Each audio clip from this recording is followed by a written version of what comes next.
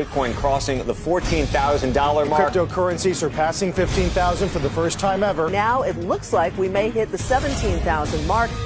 Bitcoin's price has been on a wild ride.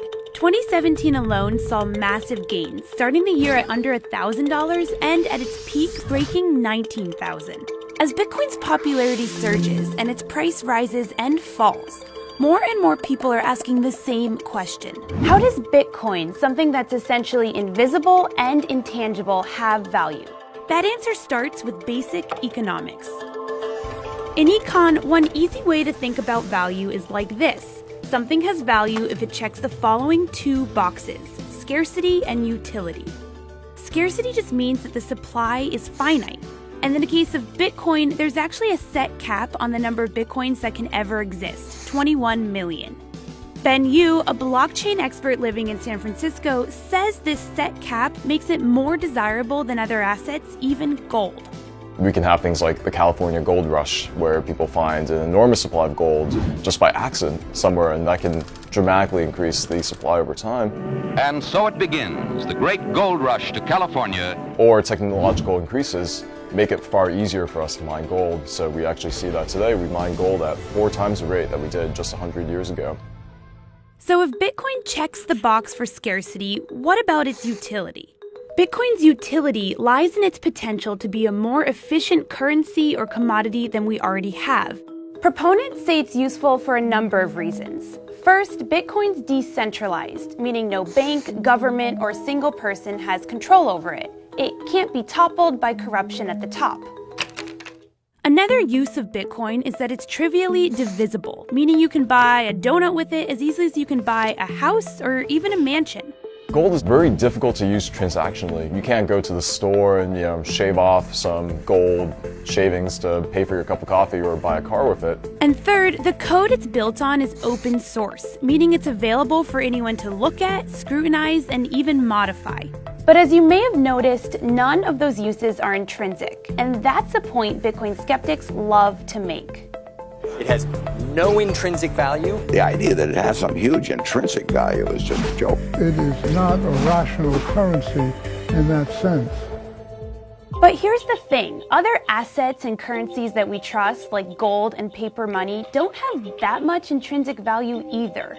Take dollar bills. According to the Federal Reserve, it costs about 12 cents to create a $20 bill.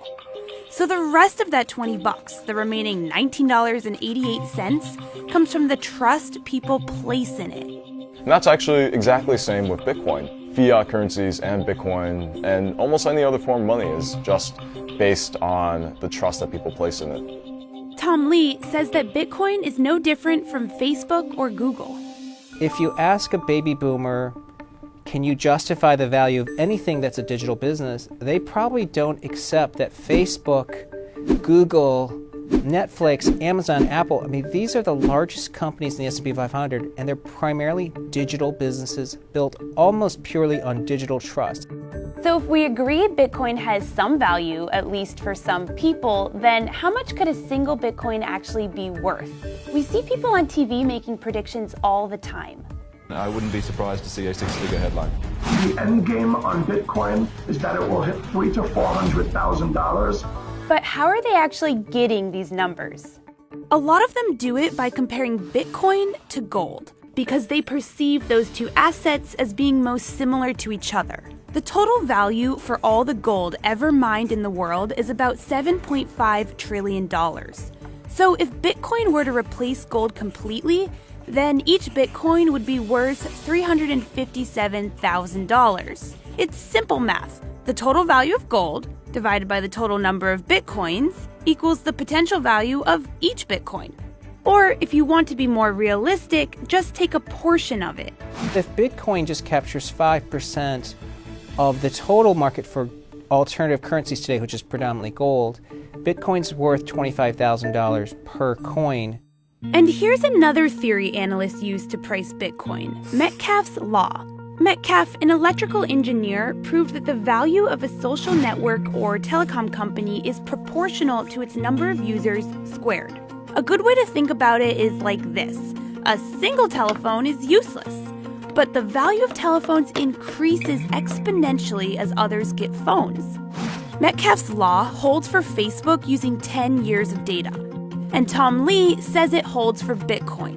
Since 2013, 94% of the value of Bitcoin's been explained by just those two variables. Ultimately, Bitcoin's price will depend on the demand for it. If people believe in it and continue to buy it more than they sell it, then the price will rise. And conversely, if Bitcoin is sold more than it's bought, the price will fall.